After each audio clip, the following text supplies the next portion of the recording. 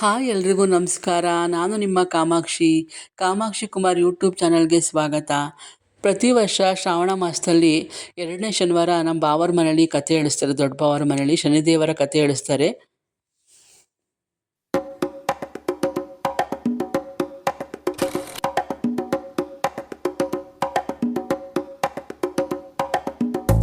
ಆಷಾಢ ಮಾಸ ಕಳೆದು ಶ್ರಾವಣ ಬಂತು ಅಂದರೆ ಖುಷಿ. ಇನ್ನು ಹಬ್ಬಗಳ ಸಾಲಾಗಿ ಬರ್ತಾ ಇರ್ತವೆ ಹಬ್ಬಗಳು.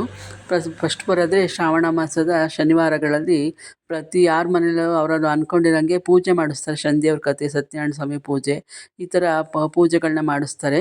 ಹಂಗಾಗಿ ಪ್ರತಿ ವರ್ಷದಂತೆ ನಮ್ಮ ಬಾವರ ಮನೇಲಿ ನನ್ನ ಮದುವೆ ಆಗಿ 24 ವರ್ಷ ಆಯಿತು. ಅದಕ್ಕಿಂತ ಮುಂಚೆಯಿಂದನೂ ಅಷ್ಟೇ ಅಂತೆ ತುಂಬ ವರ್ಷಗಳಿಂದ ನಮ್ಮ ಅತ್ತೆ ಮನೇಲಿ 2ನೇ ಶ್ರಾವಣ ಶನಿವಾರ ಶನಿದೇವ್ರ ಕತೆ ಹೇಳಿಸ್ತಾರೆ.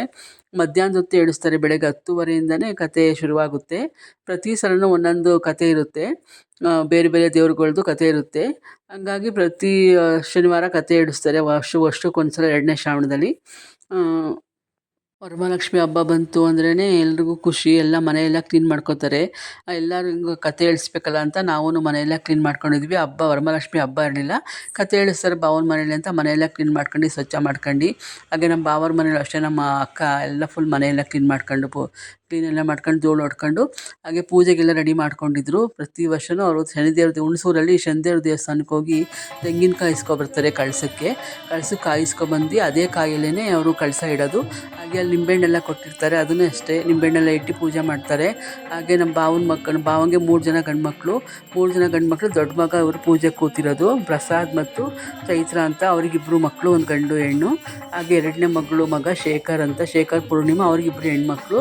ಹಾಗೆ 3ನೇ ಮಗ ಮಧು, ಅವ್ರಿಗೂ ಎರಡು ಮಕ್ಕಳು, ಮಧು ಆಶಾ ಅಂತ, ಮತ್ತು ಅವ್ರಿಬ್ಬರು ಮಕ್ಕಳು. 3 ಜನ ಗಂಡು ಮಕ್ಕಳು ಬಾವರ ಮನೆಗೆ. ನಾವೆಲ್ಲ ಪೂಜೆ ಬಂದಾಗ ಎಲ್ಲ ಅಣ್ಣ ತಮ್ಮಂದಿರು ಸೇರ್ಕೋತೀವಿ. ಮುಂಚೆಯಿಂದನೂ ಅಷ್ಟೇ ತುಂಬ ಫ್ಯಾಮಿಲಿ ದೊಡ್ಡದು. ಇವ್ರು 7 ಜನ ಅಣ್ಣ ತಮ್ಮಂದಿರಿದ್ದರು. ಈಗೆಲ್ಲ ಕಡಿಮೆ ಆಗಿಬಿಟ್ಟಿದ್ದಾರೆ. ಹಾಗಾಗಿ ಎಲ್ಲರನ್ನೂ ಕರೀತಾರೆ ಪೂಜೆಗೆ. ಅಕ್ಕ ತಂಗಿರು ಅಣ್ಣ ತಮ್ಮದಿರೆಲ್ಲ ಪೂಜೆ ಕರೀತಾರೆ. ಪೂಜೆ ಕರೆದು ಎಲ್ಲ ಕೂತ್ಕೊಂಡು ಎಲ್ಲ ಪೂಜೆಗೆ ಕೇಳ್ಕೊತೀವಿ. ಕತೆ ಎಲ್ಲ ಕೇಳ್ಕೊಂಡು ಆಮೇಲೆ ಪೂಜೆ ಎಲ್ಲ ತುಂಬ ಚೆನ್ನಾಗಿ ಮಾಡ್ತಾರೆ. ಮುಂಚೆ ಎಲ್ಲ ಕತೆ ಓದ್ತಿದ್ದು ಅಷ್ಟು ಖುಷಿ ಆಗೋದು. ಅವರು ಹೇಳ್ತಾ ಇದ್ರೆ ಕತೆ ಮಧ್ಯ ಕಾಮಿಡಿ ಮಾಡೋರು. ಹಾಗೆ ತಮಾಷೆಯಾಗಿ ಕತೆಗಳನ್ನ ಹೇಳೋರು. ಮಧ್ಯ ಉಪ್ಪಿನ ಕತೆ ಅಂತಾರೆ ಅದಕ್ಕೆ, ಅದನ್ನೆಲ್ಲ ಹೇಳ್ತಾಯಿದ್ರು. ಈಗಲೂ ಅಷ್ಟೇ. ಇವರು ಹೊಸೊಬ್ರನ್ನ ಕರೆಸಿರೋದು. ಹೋದ ವರ್ಷ ಬೇರೆಯವ್ರು ಬಂದಿದ್ದರು. ಅವ್ರು ತುಂಬ ವರ್ಷ ಮಾಡಿದ್ರು, ಮುಂಚೆ ಮಾಡ್ತಿದ್ದರು. ತುಂಬ ಚೆನ್ನಾಗಿ ಹೇಳ್ತಿದ್ರು. ಮೈಕಲ್ಲಿ ಅಷ್ಟು ಚೆನ್ನಾಗಿ ತುಂಬ ಕಡೆಗೆಲ್ಲ ಕೇಳಿಸೋದು ಆ ಮೈಕಲ್ಲಿ. ಹಾಗೆ ಇವರು ಅಡುಗೆ ಊಟ ಎಲ್ಲ ತುಂಬ ಚೆನ್ನಾಗಿ ಮಾಡಿಸ್ತಿದ್ರು. ಈಗ ಬಫೆ ಸಿಸ್ಟಮಲ್ಲಿ ಮಾಡಿಸ್ತಾರೆ.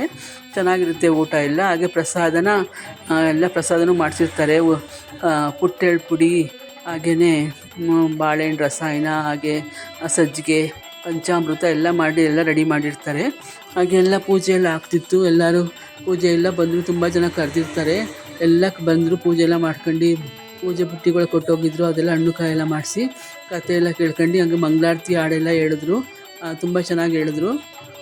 ಶನಿ ದೇವರು ಅಂದ್ರೇ ಭಯ ಭಕ್ತಿ ಎಲ್ಲ ಜಾಸ್ತಿ. ಯಾಕೆಂದರೆ ಶನಿ ದೇವ್ರದ್ದು ಗೊತ್ತು ಯಾವ ಥರ ಅಂತ ಎಲ್ರಿಗೂ, ಪ್ರತಿಯೊಬ್ಬರಿಗೂ ತುಂಬ ಒಳ್ಳೇದು ಮಾಡ್ತಾನೆ ದೇವರು. ಶನಿ ದೇವರು ಯಾರೂ ಕೆಟ್ಟದಾಗಿ ತಿಳ್ಕೊಬಾರ್ದು. ತುಂಬ ಒಳ್ಳೇದು ಮಾಡ್ತಾರೆ ಶನಿ ದೇವರು. ನಂಬಬೇಕು, ನಂಬಿಕೆನೇ ಮುಖ್ಯ. ನಮಗಂತೂ ಶನಿ ದೇವರಿಂದನೇ ನಾವು ಇಲ್ಲಿವರೆಗೂ ಇದು ಮಾಡ್ಕೊಂಡಿರೋದು, ಅಂದ್ಕೊಂಡಿರೋದೆಲ್ಲ ಆಗಿರೋದು.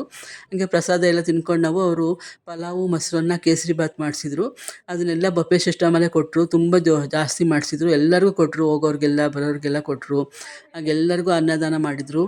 ಆಮೇಲೆ ನಾವೆಲ್ಲ ಪೂಜೆ ಎಲ್ಲ ಮುಗಿದ್ಮೇಲೆ ಎಲ್ಲ ಹೋದ್ಮೇಲೆ ಎಲ್ಲರೂ ನಾವು ಫ್ಯಾಮಿಲಿಗಳು ಕೂತ್ಕೊಂಡು ಮಾತಾಡ್ತಾಯಿದ್ವಿ.